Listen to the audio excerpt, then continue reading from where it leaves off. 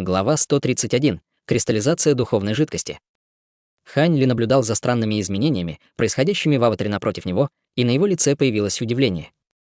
Сразу же после этого его внимание переключилось на маленький флакон, который парил высоко в воздухе, и он заметил, что из него медленно вытекает капля мерцающей зеленой духовной жидкости. Как только капля духовной жидкости выпала из флакона, она зависла в воздухе под действием необъяснимой силы, не давая ей упасть дальше. Спустя мгновение на поверхности маленького флакона внезапно вспыхнул серебряный свет, после чего появились две черные линии.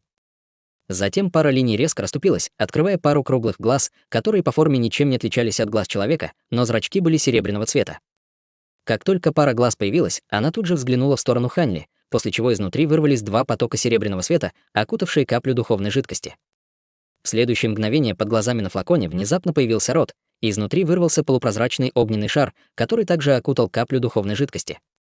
В этот самый момент раздался глухой грохот, похожий на раскат грома, сопровождаемый слабыми колебаниями, едва заметными невооруженным глазом.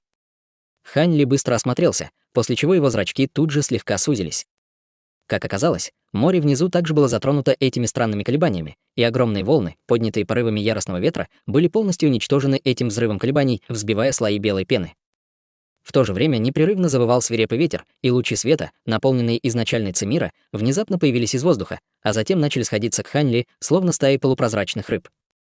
Вначале было несколько сотен таких лучей света, но их количество быстро увеличилось до тысяч, а затем до десятков тысяч, поскольку они продолжали сходиться со всех сторон. Спустя всего несколько мгновений Хань Ли обнаружил, что больше не может различать отдельные лучи света, так как их было просто слишком много. Они наслаивались друг на друга, сжимая друг друга, образуя непрерывную полосу света, когда они быстро устремлялись к капле духовной жидкости, висящей в воздухе. По мере того, как света становилось все больше, и он начинал двигаться все быстрее и быстрее, возник огромный вихрь, сформированный из начальной ци-мира. Вихрь имел несколько сотен километров в диаметре и возвышался над морем, словно гигантская спиралевидная пагода, соединяющая небо и землю. Небо изначально было ясным и светлым, но огромное облако, простирающееся на сотни километров, быстро приняло форму, охватив обширный участок моря под собой. Одновременно вся изначальная ци-мира в радиусе 1000 километров стала чрезвычайно нестабильной, бурля, словно кипящая вода, и с бешеной скоростью сходилась к месту, где находился Хань Ли. Даже острова, расположенные в десятках тысяч километров отсюда, были затронуты этими явлениями, и культиваторы на острове были сильно встревожены. Сотни и тысячи фигур одна за другой вылетали со своих островов, обращая свои взоры в сторону Хань Ли. Несколько истинных бессмертных культиваторов парили в воздухе перед лазурным световым экраном в нескольких сотнях километров от него.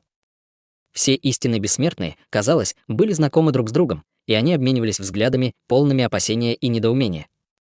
«Товарищ Дао Сцинь, у тебя всегда было самое сильное духовное восприятие из всех нас, и ты первым добрался сюда. Ты знаешь, что именно здесь произошло?» Красивый молодой человек в белоснежной мантии обратился к пожилому мужчине рядом с ним. «Этот световой барьер перед нами блокирует любое духовное восприятие, поэтому я не могу определить, что происходит внутри. Однако, судя по всему, похоже, что кто-то здесь очищает могущественное сокровище», — ответил старик, покачав головой. «А кто-нибудь из вас рассматривал возможность того, что это может быть кто-то, кто создает аватара земного божества?» Предположил мужчина в красной мантии с довольно женоподобной внешностью, прищурив глаза. «Не думаю, что это так. Я думаю, что теория товарища Даоса Циня более вероятна». «Согласен. Какой смысл в этих пустых домыслах? Давайте просто войдем и узнаем, что происходит. Если мы объединим силы, то нам точно нечего бояться», — предложил отвратительный темнокожий мужчина. Несмотря на нетерпеливый тон его голоса, он не сдвинулся с места. На лице старика появилась холодная улыбка, когда он увидел это, и он сказал: «Существо, способное установить такое ограничение, блокирующее духовное восприятие, это не тот, с кем я могу позволить себе связываться. Если вы хотите узнать, что происходит, то можете смело входить, но я не буду вас сопровождать». Как только его голос затих, он тут же умчался прочь, словно полоска света. Оставшиеся несколько истинных бессмертных обменялись взглядами, и все они выглядели довольно неловко. Все они были хитрыми старыми лисами, прожившими бесчисленные годы, и никто из них не хотел рисковать и первым проникать сквозь ограничения. С уходом старика они быстро потеряли интерес оставаться здесь дольше, поэтому, немного поболтав, они полетели обратно на свои острова. Учитывая сложившуюся здесь ситуацию, скорее всего, никакого могущественного сокровища не появилось, и если теория старика верна, и здесь действительно какой-то чрезвычайно могущественный старейшина очищает сокровище, то есть вероятность, что он набросится на всех свидетелей, как только закончит очищать свое сокровище. Пока они уходили по своей воле до того, как этот старейшина закончит очищать свое сокровище, им нечего было бояться. Хань Ли, естественно, был совершенно не в курсе того, о чем думали эти истинные бессмертные. На самом деле, он был слишком поглощен другими делами, чтобы даже думать о чем-то подобном. Только что огромный вихрь изначальной ци внезапно схлопнулся внутрь, образовав гигантский столб света, уходящий прямо в небеса, и облака в небе также бешено кружились вокруг столба света. В этот самый момент вокруг Хань Ли внезапно появился слой тусклого лазурного света, и прежде чем он успел понять, что происходит, бессмертная духовная сила в его теле начала вытекать, словно бурная волна под действием огромной всасывающей силы, а затем хлынула прямо к капле духовной жидкости, окутанной серебряным светом. Это, естественно, было очень тревожным поворотом событий, и Хань Ли тут же поднял руку, чтобы сделать серию ручных печатей, заставляя лазурный свет вокруг него слегка дрожать, в то время как утечка бессмертной духовной силы из его тела замедлилась. В то же время вокруг аватара земного божества также появился слой лазурного света, и магическая сила в его теле, которая была преобразована из силы веры, была почти полностью выкачана за несколько секунд. Взмахнув рукой, Хань Ли убрал аватара, но это не решило его проблемы. Несмотря на то, что он делал все возможное, чтобы сдержать свою бессмертную духовную силу, она все равно постоянно вытекала из его тела, только гораздо медленнее, чем раньше. После краткого раздумья он перевернул руку, чтобы достать несколько пилюль, которые он проглотил все сразу. Когда духовная сила внутри пилюль преобразовалась в бессмертную духовную силу в его теле, чувство пустоты в Дантяне Хань Ли наконец немного утихло. Он поднял голову, чтобы посмотреть на каплю темно-зеленой духовной жидкости в воздухе, и в его глазах появилось сложное выражение. Прошло целых 5 дней, но феномен, происходивший вокруг Хань Ли, ничуть не изменился. Находясь прямо в эпицентре бури, Хань Ли испытывал огромные трудности. Если бы кто-то, знакомый с ним, увидел его нынешнее состояние, то, скорее всего, был бы сильно напуган. В этот момент у Хань Ли были запавшие глаза, кожа с восковым желтым оттенком, а на губах даже был слой сухой омертвевшей кожи. Казалось, что его сущность и энергия были сильно истощены, и только его глаза оставались такими же яркими, как и прежде. Причиной этого было то, что бессмертная духовная сила в его теле постоянно просачивалась наружу в течение последних нескольких дней, и к этому моменту запас был уже полностью исчерпан, наряду с большой частью запаса высококачественных пилюль, которые он накопил. К этому моменту он обнаружил, что прием дополнительных пилюль оказывал лишь бесконечно малое влияние на восстановление его бессмертной духовной силы, и он не сможет продержаться долго в таком темпе. Однако по какой-то причине в его сердце звучал голос, говорящий ему, что если он будет упорствовать, то в конце концов получит огромную награду. Хань Ли сделал глубокий вдох и убрал несколько пилюль, которые он достал обратно в свое хранилище сокровищ. Затем он стиснул зубы и сделал странную ручную печать, а его сухие и потрескавшиеся губы слегка приоткрылись, когда он начал петь заклинание. Когда он сделал это, цвет его кожи внезапно начал улучшаться, а его запавшие глаза также вернулись к нормальному состоянию. Он напоминал старое дерево, находившееся на грани смерти, которое внезапно омолодилось от сильного дождя. К сожалению, это была секретная техника, позволяющая восстановить жизненные силы и увеличить количество бессмертной духовной силы в теле, но ценой сжигания кровяной эссенции, и цена, которую он платил за использование этой секретной техники, намного превосходила то, что мог себе представить обычный человек. Еще 3 дня и 3 ночи пролетели в мгновение ика. Внезапно лазурный шар света, охвативший обширную область вокруг Хань Ли, начал быстро уменьшаться без всякого предупреждения. Не прошло и 20 секунд, как он уже уменьшился до радиуса всего около 3 метров, и эта капля духовной жидкости, которая уже стала практически полностью прозрачной, была окутана внутри него. Внутри этой небольшой области огромный объем чрезвычайно плотной изначальной ци мира все еще устремлялся к капле духовной жидкости со скоростью, различимой даже невооруженным глазом. Внезапно раздался оглушительный грохот, и лазурный световой барьер снова сжался. Когда это произошло, еще больше изначальной ци мира было сжато до предела и втиснуто в каплю духовной жидкости. Капля духовной жидкости, парящая в воздухе, мгновенно затвердела, превратившись в полупрозрачный кристалл, который упал с неба. В то же время сухая и иссохшая рука внезапно выстрелила, чтобы поймать кристалл. Владельцем руки, естественно, был никто иной, как Хань Ли, и после испытания, которое он только что перенес, он стал неузнаваемо истощенным, выглядя не более чем мешком с костями, обтянутым кожей. Его мантия свободно свисала вокруг тела, делая его похожим на вешалку, на которой висела лазурная мантия. Несмотря на то, что он был в ужасном состоянии, на его лице была улыбка, а в глазах было выражение крайнего истощения, но они все еще сияли так же ярко, как и прежде. Он поднял голову, чтобы посмотреть на маленький флакон, который все еще парил в воздухе, и обнаружил, что его первоначальный темно-зеленый цвет поблек, а рот и эта пара глаз также исчезли. Более того, он выглядел довольно размытым и нечетким, его почти невозможно было разглядеть. Он был довольно удивлен, увидев это, но не беспокоился, так как в его сознании возникло смутное чувство понимания, и он был уверен, что флакон вернется в нормальное состояние, поглотив лунный свет в течение нескольких дней.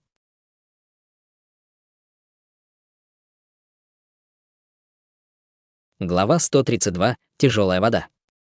Убрав маленький флакон, Хань Ли начал внимательно осматривать кристалл в своей руке. Кристалл также вызывал у него чувство узнавания, но он не мог вспомнить, как его использовать. Внезапно ему пришла в голову мысль, и он закрыл глаза, после чего из его глобелы выстрелила полупрозрачная нить, которая обвелась вокруг кристалла. Спустя мгновение его глаза резко распахнулись, и на его лице появилось задумчивое выражение. «Как это произошло?» — пробормотал Хань Ли себе под нос. С помощью своего духовного восприятия он обнаружил, что этот кристалл был духовным материалом, содержащим тип сил закона, идентичный тому типу сил закона, который был заключен в глазном яблоке того одноглазого гиганта. Однако силы закона, заключенные в этом кристалле, не были и десятой частью столь же мощными, как те, что были в том глазном яблоке. Учитывая различные способности маленького флакона и ряд явлений, которые имели место ранее, Хань Ли с относительной уверенностью смог заключить, что это не был какой-то тип сил закона земного атрибута. Однако, что это было на самом деле, он не имел ни малейшего представления, и он решил, что попытается найти какую-нибудь информацию на матричной пластине гильдии странников, как только вернется на остров Темной Завесы.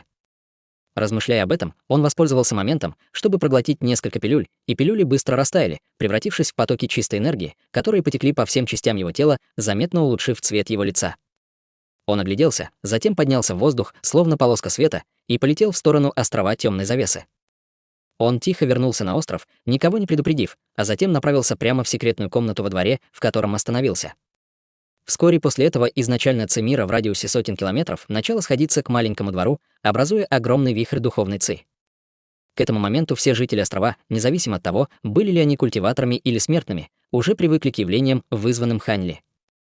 Явление схождения духовной ци продолжалось до самой ночи, прежде чем медленно рассеяться. Однако вскоре после этого из ночного неба засияли потоки звездной силы Большой Медведицы, образовав 7 огромных столбов звездной силы, которые опустились во двор. Этот цикл сбора духовной ци днем и использования звездной силы ночью продолжался целый месяц. Внутри секретной комнаты Хань Ли медленно вращался внутри кокона из ярко-лазурного света. Внезапно лазурный свет вспыхнул и исчез, открывая Хань Ли внутри, и к этому моменту он уже полностью физически восстановился. Он быстро проверил свое внутреннее состояние с помощью своего духовного восприятия, после чего на его лице появилось облегченное выражение. К счастью, культивируя искусство происхождения Большой Медведицы, он создал огромную физическую основу, поэтому он смог полностью восстановиться, несмотря на изнурительные испытания, которые он перенес.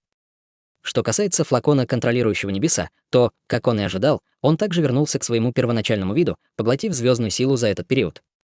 Хань Ли выдохнул и снова достал тот кристалл, который образовался из капли духовной жидкости, и взял кристалл пальцами, поднеся его к глазу, в то время как на его лице появилось задумчивое выражение. Затем он перевернул руку, чтобы достать глазное яблоко одноглазого гиганта, а затем закрыл глаза и влил в него свое духовное чувство. И действительно, силы закона, содержащиеся в кристалле, были идентичны тем, что были заключены в глазном яблоке, но до этого момента Хань Ли все еще не удавалось понять, что это за тип сил закона. Открыв глаза, он принял решение. Он был почти полностью высосан ради этого кристалла, поэтому он должен был выяснить, что это такое, несмотря ни на что. Подумав об этом, он достал лазурную маску из гильдии странников, прежде чем надеть ее, а затем указал пальцем на свою глобеллу, произнося заклинание. Пульсирующий лазурный свет, похожий на воду, поднялся из маски, образуя перед ним огромную проекцию матричной пластины. Он напрямую перешел в область миссий, где опубликовал свою собственную миссию. Он предоставил описание одноглазого гиганта и пообещал щедрое вознаграждение любому, кто сможет опознать это существо. После этого Хань Ли убрал кристалл и маску, прежде чем выйти из маленького двора и улететь вдаль. В определенном районе моря, недалеко от острова Темной Завесы, непрерывно бушевали бурные волны, и там был огромный вихрь диаметром более 100 километров, уносящий все, что попадало в него, прямо на морское дно. Хань Ли появился во вспышке света, а затем без колебаний влетел в центр вихря, быстро достигнув морского дна. Синяя фигура сидела, скрестив ноги, на большом камне на морском дне, и это был никто иной, как аватар земного божества Хань Ли.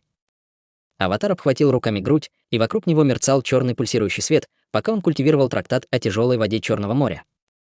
Потоки силы веры передавались аватару земного божества издалека, и над головой аватара возникла нить закона, испускающая всплески флуктуаций закона воды. Хань Ли слегка кивнул, увидев нить закона. Этот метод культивации, используемый земными бессмертными для проявления сил закона с помощью силы веры, был довольно уникальным, и одной только силы веры, поставляемой жителями острова Темной Завесы, было достаточно, чтобы позволить аватару земного божества так скоро проявить нить закона. В то же время аватар также накопил в своем теле значительное количество магической силы, но она была довольно разрозненной и хаотичной, возможно, из-за того, что магическая сила была смешана с силой веры. Метод культивации, применяемый Хань Ли, отличался от методов других земных бессмертных, и разница заключалась в том, что он не позволял никакой силе веры, используемой его аватаром земного божества, течь в его тело. В результате он не мог наслаждаться преимуществом проявления сил закона с помощью силы веры, но, с другой стороны, его бессмертная духовная сила не была бы загрязнена силой веры. В конце концов, он создал этого аватара земного божества только для того, чтобы снять печать со своей зарождающейся души. Внезапно он перевел взгляд на руки своего аватара земного божества, и его брови слегка нахмурились. Над руками аватара парил шар черной воды размером с кулак ребенка, и он мерцал черным светом, придавая ему довольно своеобразный вид. И действительно, трактат о тяжелой воде Черного моря оправдывал свою репутацию чрезвычайно медленного прогресса. Вскоре после возвращения на остров Темной Завесы он оставил своего аватара здесь, чтобы культивировать первый уровень тяжелой воды, и за месяц ему удалось проявить лишь такое крошечное количество. Неудивительно, что создателю трактата о тяжелой воде Черного моря потребовалось более 500 тысяч лет, чтобы проявить достаточно тяжелой воды, чтобы заполнить небольшой ручей. Хань Ли поманил шар тяжелой воды, и он подлетел к нему, прежде чем приземлиться на его ладонь. Это был всего лишь крошечный шар тяжелой воды, но он был не легче небольшой горы. Осмотрев шар тяжелой воды некоторое время, он убрал его в нефритовый флакон, а затем улетел, не задерживаясь дольше. Как раз когда он вынырнул из моря и собирался вернуться в свой двор, над островом Темной Завесы внезапно начало разворачиваться удивительное явление. Вся изначальная ци мира в радиусе 1000 километров сошлась, образовав огромный вихрь духовной ци, и духовная ци стекала из вихря, словно лучи света, образуя гигантский водопад света, который хлынул во дворец на острове Темной Завесы. Этот дворец был ничем иным, как резиденцией Ло Фена. В этот момент дворец был окружен бескрайним морем пятицветного света, и всевозможные огни разных цветов непрерывно вздымались среди громкого грохота. Хань Ли взглянул в сторону дворца издалека, а затем внезапно исчез на месте. Огромный шум был отчетливо виден и слышен по всему острову, но никакой паники не возникло. Вместо этого все члены клана Ло, особенно культиваторы пространственного закаливания и интеграции тела, выглядели чрезвычайно взволнованными. Это явление было явным признаком того, что культиватор интеграции тела совершает прорыв на стадию Великого Вознесения. Внутри дворца Ло Фен сидел, скрестив ноги, и свет, исходящий из его тела, дико мигал. Его аура резко колебалась, и выражение его лица также постоянно менялось, как будто он проходил какое-то испытание. Внезапно рядом с ним без всякого предупреждения появился Хань Ли. Аура Ло Фена колебалась все сильнее и сильнее, и капли пота начали выступать на его лбу и щеках. В то же время он, казалось, терял контроль над собственными эмоциями. Пятицветное море света вокруг дворца также нестабильно дрожало, и лучи света время от времени выстреливали в случайных направлениях, пробивая огромные кратеры в земле вокруг дворца, к большому ужасу и панике окружающих зевак, которые быстро разбегались. Увидев это, Хань Ли щелкнул пальцем в воздухе, и поток мягкого полупрозрачного света выстрелил, прежде чем войти в межбровье Ло Фена. Выражение лица Ло Фена мгновенно немного смягчилось, и дикое мигание света вокруг него утихло, а пятицветное море света за пределами дворца также стабилизировалось. По мере того, как с небес спускалось все больше и больше духовной ци, пятицветное море света вокруг дворца также постепенно превращалось в огромный кокон света. Время медленно шло, и через неопределенный промежуток времени кокон света внезапно вздрогнул, после чего изнутри повеяло своеобразным ароматным запахом. Раздался слабый треск, когда на коконе света появилась небольшая трещина, и изнутри вырвался поток золотого света, а затем превратился в серию золотых цветов, в то время как раздалась небесная музыка. Все члены клана Ло, собравшиеся возле дворца, были в восторге от увиденного, и раздалось коллективное громогласное ликование. Внутри дворца свет вращался вокруг тела Ло Фена, а его кожа стала белой, как нефрит. Более того, он также стал выглядеть немного моложе. Он медленно открыл глаза, и на его лице появилось взволнованное выражение. Этот прорыв на стадию Великого Вознесения не был тем, в чем он был сильно уверен, и он почти не смог преодолеть испытание внутренними демонами. Однако поток внешней силы внезапно вошел в его тело, укрепив его разум и обеспечив безопасный прорыв.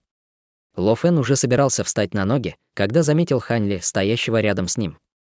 Он на мгновение растерялся при виде Хань Ли, а затем сразу понял, что должно было произойти, и глубоко поклонился Хань Ли. «Спасибо за вашу помощь, старший Лю. Пустяки, не стоит благодарности. Я не ожидал, что ты так скоро достигнешь стадии Великого Вознесения». Это действительно достойно празднования, ответил Хань Ли, слегка кивнув. Это все благодаря тем ресурсам для культивации, которые вы мне даровали, что я смог сделать этот шаг, почтительно ответил Ло Фэн, и его сердце было полно благодарности. Пока ты служишь мне в меру своих способностей, таких ресурсов будет еще больше, ответил Хань Ли, махнув рукой. Как культиватор интеграции тела, Ло Фэн был ограничен в своей полезности, но теперь, когда он достиг стадии Великого Вознесения, ему можно было доверить более важные задачи.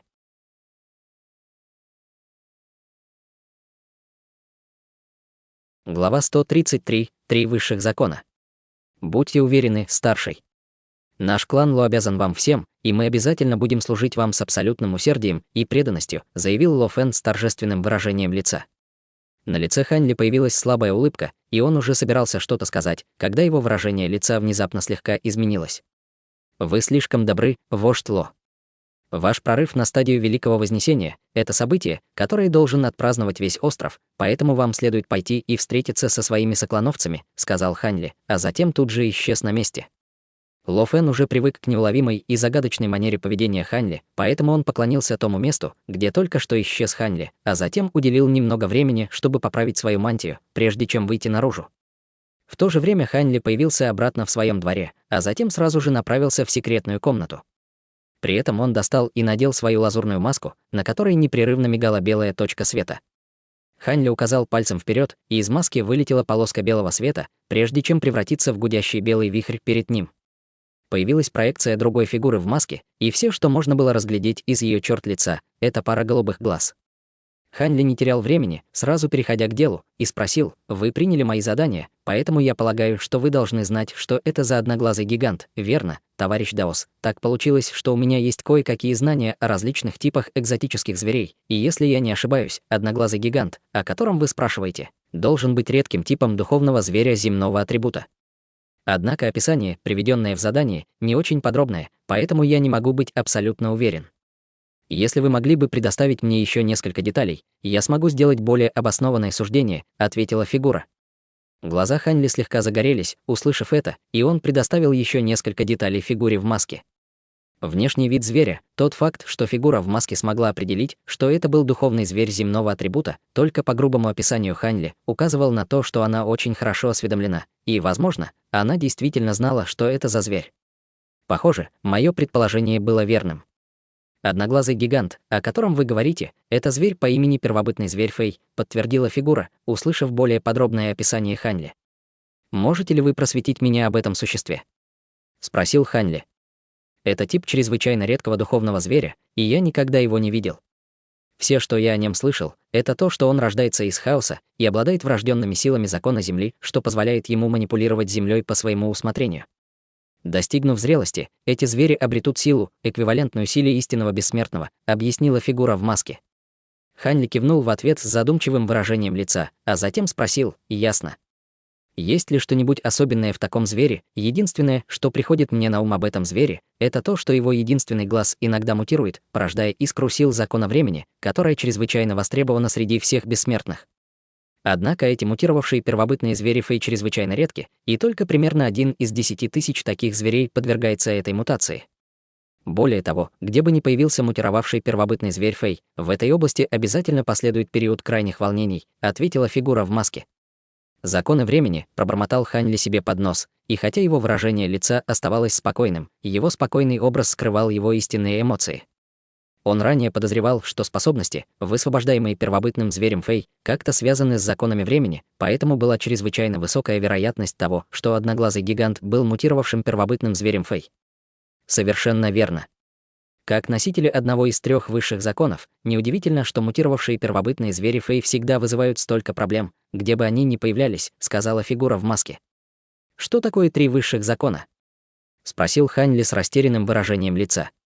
Странное выражение появилось в глазах фигуры в маске, услышав этот вопрос, и она, казалось, была довольно ошеломлена.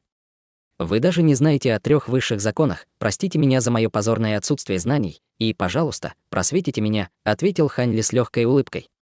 «Это общеизвестный факт, поэтому здесь вряд ли нужно что-то прояснять. 3 высших закона относятся к законам времени, пространства и реинкарнации. Говорят, что эти 3 закона являются корнем всех законов, и остальные 3000 законов Великого Да были рождены из этих 3 высших законов.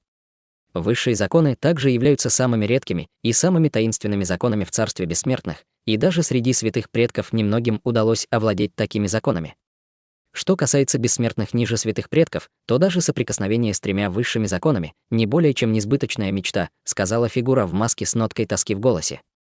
3000 законов Великого Да, задумчиво повторил Хань Ли про себя.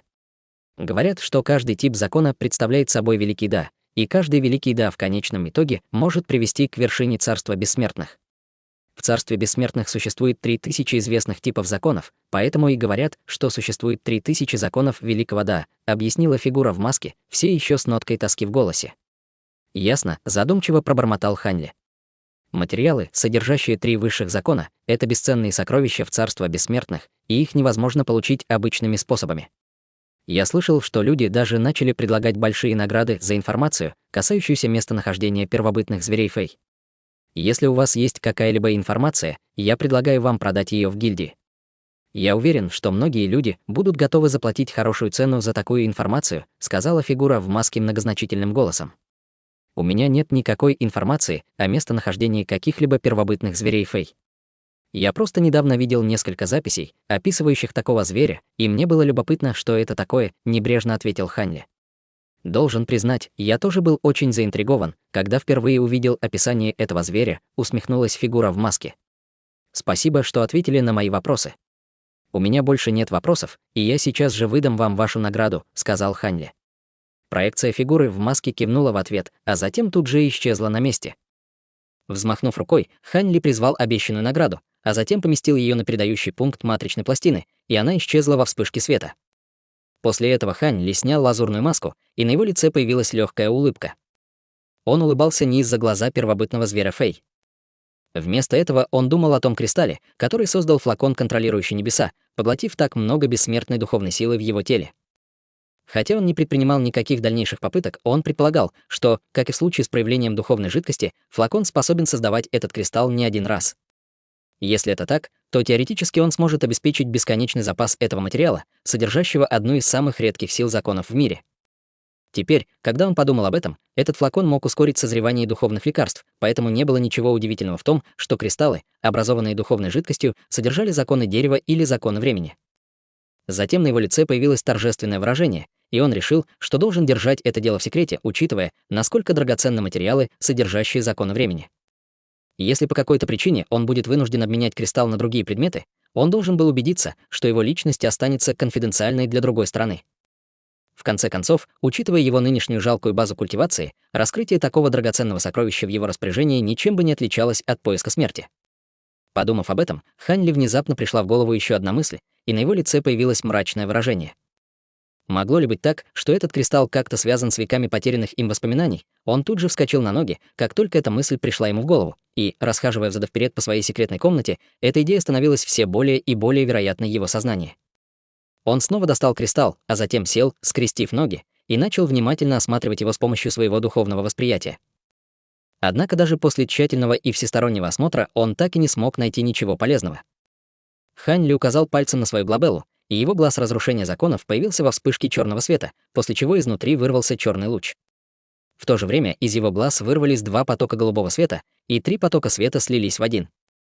В то же время Хань Ли произносил заклинание, делая ручную печать, и огромный поток духовного восприятия вырвался из его глобеллы во вспышке полупрозрачного света, а затем также слился с 3 потоками света.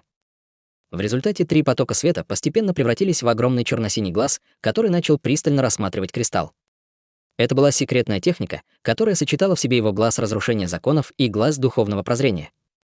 Из глаза вырвался поток черно-синего света, окутавший кристалл, и тут же на лице Хань Ли появилось легкое ликование. В центре кристалла была едва заметная золотая нить, и он не смог бы ее найти, если бы не использовал эту секретную технику. Полмесяца спустя определенный участок моря недалеко от острова Темной Завесы непрерывно бурлил, а огромный вихрь медленно вращался. Хань Ли сидел, скрестив ноги, на рифовом острове, тщательно обдумывая что-то с кристаллом, прижатым к колбу. Согласно писаниям, с которыми он недавно консультировался, было практически невозможно попытаться овладеть силой законов, просто осматривая материал, содержащий эту силу законов. Однако, если бы он использовал искусство культивации, связанное с законами времени, то это определенно было бы полезным опытом. Это было немного похоже на обсуждение идей и опыта культивации с другими культиваторами. Что касается того, насколько это полезно и насколько можно извлечь пользу из таких обсуждений, это зависело от них самих. Время было одним из 3 высших законов, поэтому он, естественно, не хотел упускать ни одной возможности попытаться его изучить. Через неопределенный промежуток времени Хань Ли открыл глаза, прежде чем убрать кристалл со лба, а затем покачал головой с немного разочарованным выражением лица. Даже после стольких дней и экспериментов со всеми типами методов, чтобы попытаться обнаружить законы времени внутри кристалла, его усилия оказались совершенно тщетными, но это не было большим сюрпризом. Он продолжал рассеянно вертеть кристалл в руке, но его взгляд пронзал море, пока он в задумчивом молчании наблюдал за своим аватаром земного божества на морском дне. Кристалл в его руке, казалось, совсем не менялся, но на самом деле законы времени внутри него с каждым днем слабели, а золотая нить постепенно становилась все короче и короче. В таком темпе потребуется всего около полумесяца, прежде чем законы времени в кристалле полностью исчезнут, и это было довольно разочаровывающей перспективой для Хань Ли. В результате этого, похоже, его идея продать кристалл другим в обмен на ресурсы была просто невыполнима. Он отвел взгляд и снова обратил внимание на кристалл в своей руке. Тем не менее, я должен попробовать это на самом деле. В конце концов, я сейчас могу владеть некоторой силой законов воды, пробормотал Хань Ли себе под нос, поднимая руку, прежде чем сделать манящее движение. Огромный вихрь в море впереди на мгновение бурно забурлил, а затем постепенно утих, и тут же изнутри во вспышке света появилась голубая тень.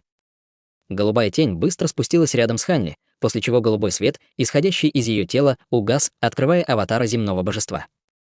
Хань Ли бросил кристалл своему аватару земного божества, и тот поймал его, когда из его тела вспыхнул черный свет, после чего нить законов на его голове медленно проникла в кристалл. Чтобы изучить силу законов внутри кристалла, было логично использовать силу законов. Однако законы времени внутри кристалла были одним из 3 высших законов, поэтому в том, что делал Хань Ли, был элемент риска. Однако он, естественно, не хотел отказываться от этой идеи, не попробовав ее, и он мог только надеяться, что это не окажет большого влияния на его аватара земного божества. Пока эти мысли проносились у него в голове, нить законов воды уже вошла в кристалл во вспышке света. Внезапно кристалл начал светиться мерцающим золотым светом. Хань Ли был в восторге от увиденного, но прежде чем он успел что-либо сделать, внезапно произошел неожиданный поворот событий.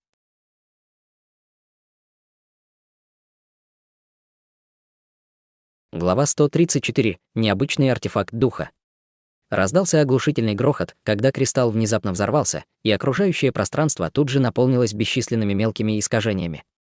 Затем по всей окружающей области быстро распространились слабые тени, как светлые, так и темные. Взрыв произошел без всякого предупреждения, и Хань Ли был слишком близко к кристаллу, поэтому у него не было достаточно времени, чтобы уклониться. Все, что он мог сделать, это проявить слой истинной экстремальной мембраны над своим телом, прежде чем его поразил поток огромной силы. Он тут же отлетел назад, словно пушечное ядро, и энергия в его теле бурно вздымалась, когда он выплюнул полный рот крови. Успокоившись в нескольких километрах от места взрыва, он обернулся и обнаружил, что рифового острова под его аватаром земного божества уже нигде не видно, а окружающая морская вода также была рассеяна потоком огромной силы. В результате образовалась совершенно пустая область радиусом в несколько километров, и потребовалось много времени, чтобы эта часть моря вернулась в нормальное состояние. Хотя его аватар смог сформировать защитный световой барьер, используя свои законы воды, его правая рука и почти половина тела все еще были уничтожены во время взрыва, придавая ему довольно жалкий вид, но, к счастью, его основа осталась невредимой. Внезапно что-то привлекло внимание Хань Ли, и он перевел взгляд на нить закона, парящую над головой его аватара. Изначально это была светло-голубая нить закона водного атрибута, но теперь она не только стала немного толще, чем раньше, но и внутри нее мерцал слабый золотой свет, испуская ауру, похожую на законы времени. Хань Ли подавил свое недоумение и призвал к себе своего аватара, а в то же время открыл рот, чтобы выпустить поток зарождающегося пламени, которое быстро окутало аватара. В то же время взмахом рукава он достал множество духовных материалов, и они постепенно начали плавиться и менять форму в зарождающемся пламени. Прошли сутки. На морском дне Хань Ли осматривал своего аватара земного божества, который уже вернулся в нормальное состояние. По его приказу аватар тут же сел, скрестив ноги. Затем он обхватил руками грудь, и нить закона над его головой начала слегка дрожать, излучая голубой свет, который был намного ярче, чем раньше. Вся поверхность моря начала вздыматься и бурлить, поднялись огромные волны, а вихрь, который был еще больше предыдущего, начал принимать форму. Гигантские волны, которые были подняты, докатились до острова темной завесы, находящегося в тысячах километров отсюда, и весь остров начал дрожать, как будто происходило землетрясение. Все жители острова были сильно встревожены этим, и многие культиваторы на стадии пространственного закаливания или выше поспешно взлетели в небо, чтобы увидеть, что вызывает это явление. Однако спустя мгновение все культиваторы молча вернулись тем же путем, которым пришли, как будто они все одновременно получили какое-то указание. В то же время остров был охвачен серией световых барьеров, и вскоре после этого возмущение постепенно утихло. Тем временем Хань Ли стоял на морском дне с изумленным выражением лица. Перед ним глаза его аватара земного божества были плотно закрыты, а в центре его скрещенных рук быстро вращался на месте крошечный шар тяжелой воды, расширяясь со скоростью, различимой даже невооруженным глазом. Вскоре он стал размером с фасолину, затем раздулся до размера пальца. Не прошло и 2 часов, как перед Хань Ли появился шар тяжелой воды размером с яйцо, и он все еще неуклонно расширялся вместе с бурными водными потоками в окружающем море. Хань Ли сделал глубокий вдох, и изумление на его лице сменилось ликованием. Однако, когда он слегка перевел взгляд вверх, в его глазах появилось странное выражение. Как и золотая нить в кристалле, намек на золотой свет внутри нити закона, парящий над головой его аватара, медленно угасал. Могло ли быть так? Увидев это, ему в голову пришла мысль. Время быстро летело, и полмесяца пролетели в мгновение ока. На морском дне Хань Ли сидел, скрестив ноги, и к этому моменту золотой свет внутри нити закона над головой его аватара земного божества уже стал чрезвычайно тусклым. Несмотря на это, скорость, с которой его аватар земного божества добывал тяжелую воду, ничуть не снизилась. Внезапно нить закона вздрогнула, и золотой свет внутри нее полностью угас. В тот же миг бурлящая морская вода в окружающей области также стала намного спокойнее, а огромный вихрь на поверхности моря быстро уменьшился до размеров всего в несколько сотен километров.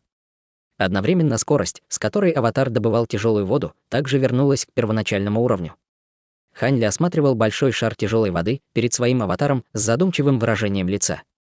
Каким-то образом сила законов времени, заключенная в кристалле, смогла слиться с нитью закона его аватара, и это резко увеличило скорость, с которой его аватар мог добывать тяжелую воду. Однако слияние было не очень стабильным, и сила законов времени продолжала постоянно просачиваться в течение этого процесса. Как только она полностью исчезла, скорость добычи тяжелой воды, естественно, вернулась к нормальному уровню. В любом случае, Хань Ли наконец-то удалось найти применение этим кристаллам. Учитывая первоначальную скорость, с которой его аватар добывал тяжелую воду, Хань Ли подсчитал, что на добычу такого количества потребуется около 1500 лет. Следовательно, кристалл был экстраординарным артефактом, и неудивительно, что он почти высосал его досуха. Подумав об этом, Хань Ли перевернул руку, чтобы достать свой мешок истинной воды, в который он поместил тяжелую воду. Убрав мешок истинной воды, он больше не задерживался на морском дне. Вместо этого он вылетел из воды, словно полоска лазурного света, а затем вернулся на остров темной завесы, в то время как его аватар земного божества остался, чтобы продолжать добывать тяжелую воду. Полмесяца спустя. На участке пустой земли на одиноком острове, который находился довольно далеко от острова темной завесы, была выгравирована серия довольно сложных и глубоких духовных узоров. Вокруг участка земли стояли 9 серебряных каменных столбов, которые также были усеяны духовными узорами, а также множеством звездных точек серебряного света. Это была глубокая матрица, и в ее центре сидел Хань Ли, скрестив ноги и закрыв глаза. Рядом с ним было около дюжины нефритовых флаконов, деревянных ящиков и других емкостей для пилюль. Несмотря на то, что все емкости были плотно закрыты, изнутри все еще доносились слабые ароматы лекарств. Спустя мгновение он мягко выдохнул, открывая глаза, а затем перевернул руку, чтобы призвать свой флакон, контролирующий небеса. Его тело начало светиться лазурным светом, и его бессмертная духовная сила хлынула во флакон по его руке. Темно-зеленые цветочные узоры на поверхности флакона загорались один за другим, быстро становясь настолько яркими, что казалось, будто Хань Ли держит в руке шар ослепительного зеленого света.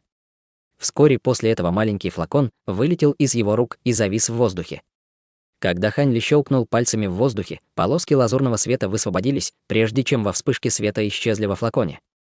Окружающая изначальная ци мира начала рябить, в то время как из флакона начала медленно вытекать капля зеленой жидкости. Вскоре после этого на флаконе снова появились серебряные глаза и серебряный рот, испуская серебряное пламя, которое окутало и опалило каплю зеленой жидкости.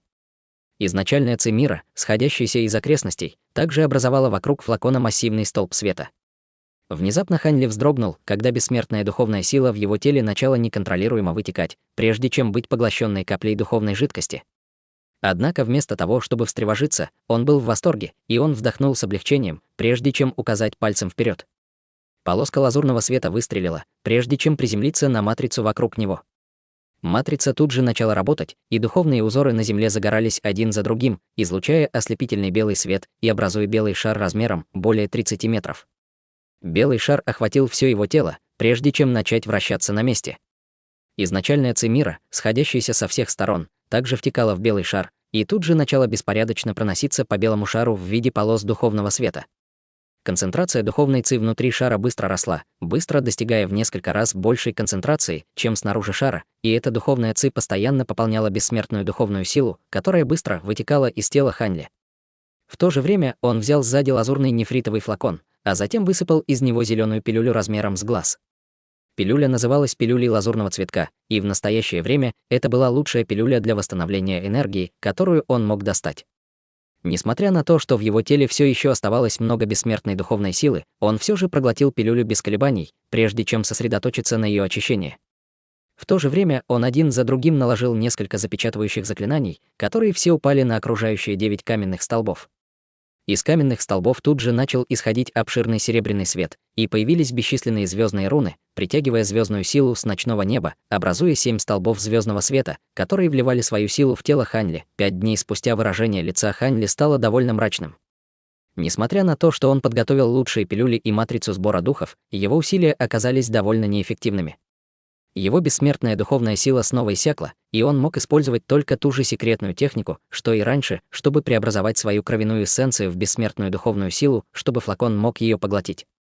Прошло еще несколько дней, и он снова превратился в мешок с костями, обтянутый кожей, и в целом он выглядел лишь немного лучше, чем в прошлый раз. К счастью, капля духовной жидкости затвердела, превратившись в еще один полупрозрачный кристалл. На лице Ханьли появилась кривая улыбка, когда он осматривал кристалл, но в его глазах был намек на ликование. Несколько дней спустя. Ханьли сидел, скрестив ноги, на гигантском камне в море недалеко от острова Темной Завесы. Его тело было защищено несколькими духовными сокровищами, а кристалл неподвижно парил перед ним. Его аватар земного божества также сидел, скрестив ноги, напротив него, и он также был защищен несколькими духовными сокровищами. Уделив немного времени, чтобы собраться с силами, Ханьли сделал манящее движение рукой, и нить закона, парящая над головой его аватара, подплыла к нему, прежде чем медленно войти в кристалл. На этот раз он хотел сам испытать законы времени. Это был один из 3 высших законов, и поскольку его аватар мог использовать его, чтобы ускорить добычу тяжелой воды, возможно, это также вызовет в нем какие-то неожиданные изменения.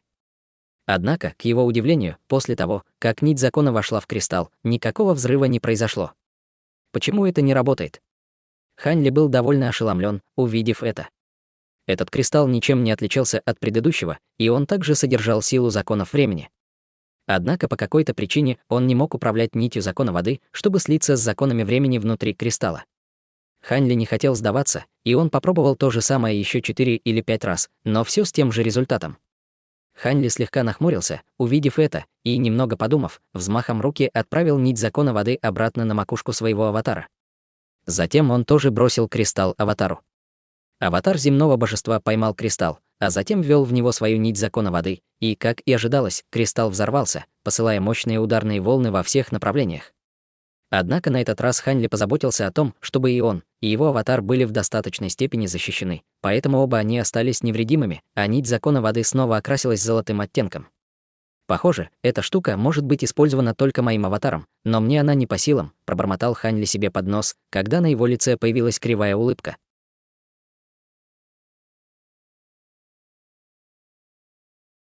Глава 135. Чан 8 связанных духов. Хотя Ханьли чувствовал некоторое разочарование, он быстро сказал себе, что нужно довольствоваться тем, что у него уже есть.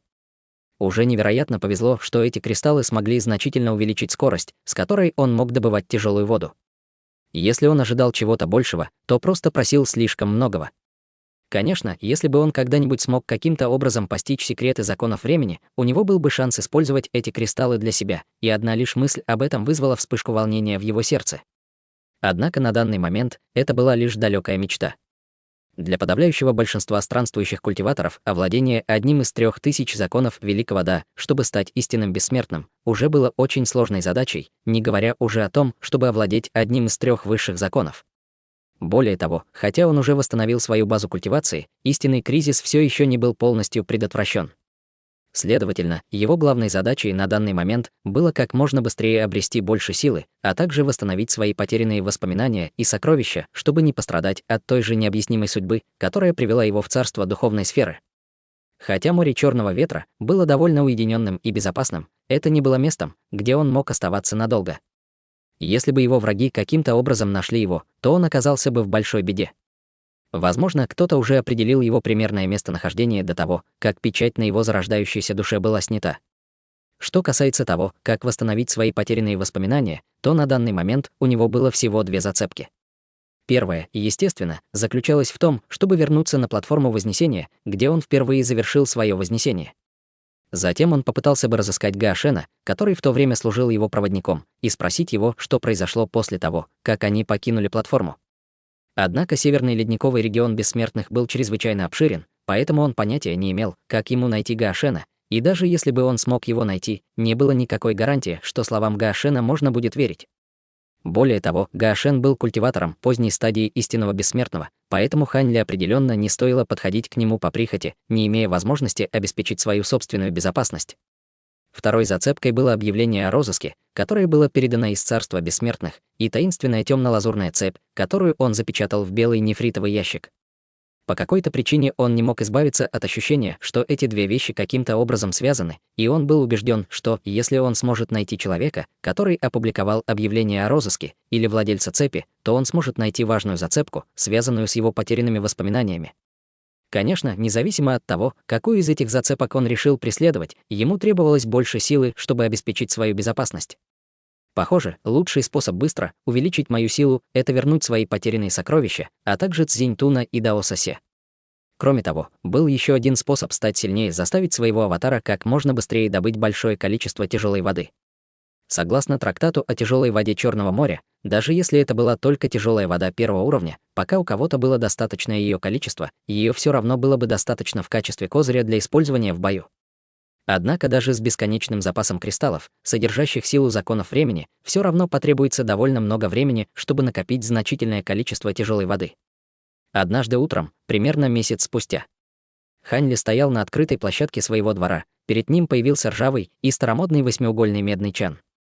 На каждой из 8 граней чана был выгравирован другой экзотический зверь, в том числе целинь, таати и куй, все они выглядели чрезвычайно грозно. Вокруг зверей на чане была выгравирована серия странных кольцеобразных узоров, а под каждым зверем была также древняя руна, начертанная позолоченным текстом, причем каждая руна была размером с человеческую голову. На плите из голубого камня под медным чаном был секторный массив, выгравированный острым предметом, и, глядя на него сверху, он напоминал цветок в полном расцвете. Чан был наполнен чистой водой, которая была неподвижна, как зеркало, без малейшей ряби на поверхности. В этот момент Хань Ли стоял рядом с чаном, положив одну руку на его край, и осторожно потирал поверхность чана. Этот чан назывался чаном 8 связанных духов, и это было сокровище, которое он получил с торговой матричной пластины гильдии странников по довольно высокой цене. Это не было сокровище, которое могло помочь ему в бою или в его культивации. Вместо этого это было то, что специально использовалось для поиска определенных людей или предметов. В отличие от других подобных сокровищ, этот чан можно было использовать только для поиска людей или предметов, которые имели кровную или духовную связь с пользователем. Хань Ли обменял чан, несмотря на высокую запрашиваемую цену, так как хотел использовать его, чтобы найти свои связанные летающие мечи, монарха золотых жуков-пожирателей и другие важные вещи. Он поднял голову, чтобы посмотреть на солнечный свет, проникающий через стену его двора, и взмахом запястья на его ладони появились несколько первоклассных камней духа размером с лонган, все они излучали водянисто-голубое или землисто-желтое сияние. Он обошел чан, вставляя водные и земляные духовные камни, которые держал в руках, в пасти 8 зверей, выгравированных на поверхности чана. После этого он вернулся на свое первоначальное место, прежде чем начать петь заклинание, и в его глазах постепенно начало появляться волнение. Когда первый луч утреннего солнца перевалил через стену и упал на чан, поверхность воды в чане тут же окрасилась слабым золотым сиянием. Увидев это, Хань Ли положил обе руки на край чана, а затем переключился на другое заклинание, очень глубокое и трудное для понимания. Когда он сделал это, секторный массив под чаном начал светиться лазурным светом, а 8 древних рун на чане также начали ярко сиять. В то же время неподвижная поверхность воды в чане начала рябить, и пасти зверей, выгравированных на чане, также засветились в унисон. Синий и желтый свет начали проникать в чан из его стенок, освещая воду внутри чана, образуя сине-желтую диаграмму иньян. В глазах Хань Ли появилось серьезное выражение, когда он поднял руку, прежде чем протянуть ее над поверхностью воды. По его указательному пальцу пробежала слабая вспышка света, и медленно появилась капля золотой кровяной эссенции, прежде чем упасть вниз. Тут же раздался глухой стук, казалось, прямо из сознания Хань Ли. Он пристально вгляделся в воду и увидел, что после того, как капля кровяной эссенции упала в воду, она не только не растворилась, но и начала быстро вращаться, словно волчок. В результате вся вода во всем чане быстро взбурлила, а изначально четко разделенные желтый и синий свет каким-то образом смешались, образуя серию странных линий, напоминающих горы и реки. Увидев это, Хань Ли начал петь другое заклинание, и капля кровяной эссенции тут же перестала вращаться, как будто только что получила указание. Затем она деформировалась и изменила форму, превратившись в миниатюрный золотой меч, который по форме был совершенно идентичен связанным летающим мечам Хань Ли, его зеленые бамбуковые мечи облачного роя. «Вперед!» — приказал Хань Ли, и крошечный золотой меч тут же начал вибрировать с высокой скоростью на поверхности воды, а затем резко повернул на восток, прежде чем быстро умчаться в этом направлении. Меч двигался очень быстро, а пространство внутри чана было довольно ограниченным, поэтому он должен был мгновенно удариться о стенку чана, но, как оказалось, острие меча продолжало оставаться на расстоянии около 30 сантиметров от стенки чана, удерживая их на расстоянии. Однако при ближайшем рассмотрении можно было обнаружить, что узоры гор и рек на поверхности воды в чане быстро отступали, создавая впечатление, будто меч преодолевает огромное расстояние. Только по прошествии примерно 15 минут узоры гор и рек на поверхности воды постепенно остановились, и золотой меч завис над набором размытых и нечетких узоров. Хань Ли не мог четко разглядеть местность, отображаемую узорами. Все, что он мог сказать, это то, что мечи определенно находились за пределами моря Черного ветра и были чрезвычайно далеко на востоке. Еще немного посмотрев на поверхность воды, он указал пальцем на миниатюрный золотой меч, пытаясь получить более четкое представление о текущей ситуации, в которой оказались его связанные летающие мечи. Однако в то мгновение, когда его палец коснулся золотого меча, его сознание внезапно слегка затрепетало, и в его душе возник слабый намек на узнавание. Могло ли быть так? Хань Ли тут же закрыл глаза и сосредоточился на изучении этого ощущения, а спустя мгновение его глаза резко распахнулись, и на его лице появилось восторженное выражение, когда он воскликнул: «Не может быть ошибки». Это аура Даоса Се, однако затем на его лице быстро появилось растерянное выражение. Означало ли это, что Даос Се и зеленые бамбуковые мечи облачного роя были вместе, или они просто случайно оказались недалеко друг от друга? Подумав об этом, ему в голову пришла еще одна мысль, и он пробормотал себе под нос: «Интересно, а Цинь Тун с ними?» Чтобы развить эту мысль, он начал петь другое заклинание, а затем мягко провел ладонью по поверхности воды. Крошечный золотой меч в воде тут же превратился обратно в каплю кровяной эссенции, и, закончив свое заклинание, Хань Ли снова приказал: «Вперед!» Капля кровяной эссенции слегка вздрогнула, а затем начала беспорядочно метаться по воде, словно муха без головы. Спустя мгновение она резко опустилась прямо на дно чана, где бесследно исчезла. С исчезновением этой капли кровяной эссенции духовные камни, вставленные в чан, также были полностью израсходованы, и сияние, которое они излучали, постепенно угасло. В результате вода внутри чана также вернулась в свое первоначальное состояние. Увидев это, Хань Ли не мог не вздохнуть с тоской. Он не знал, было ли это из-за того, что объект был слишком далеко, или из-за какой-то другой причины, но капля кровяной эссенции не смогла определить местонахождение монарха золотых жуков-пожирателей. На самом деле, она даже не смогла определить, в каком он направлении. И если бы не тот факт, что Хань Ли все еще чувствовал чрезвычайно слабую духовную связь с монархом золотых жуков-пожирателей, он, возможно, был бы склонен поверить, что тот уже погиб. К счастью, он получил несколько зацепок о зеленых бамбуковых мечах облачного роя и Даосе Се. Хотя это было всего лишь приблизительное направление, это все же было определенно лучше, чем ничего. Он был уверен, что если он отправится на их поиски в соответствии с направлением, указанным чаном, он сможет отследить их с помощью своей духовной связи с ними, как только окажется достаточно близко. Подумав об этом, Хань Ли охватило импульсивное желание немедленно отправиться в путь, но он знал, что, даже если он отправится в такое путешествие, ему сначала нужно позаботиться о некоторых делах на острове Темной Завесы.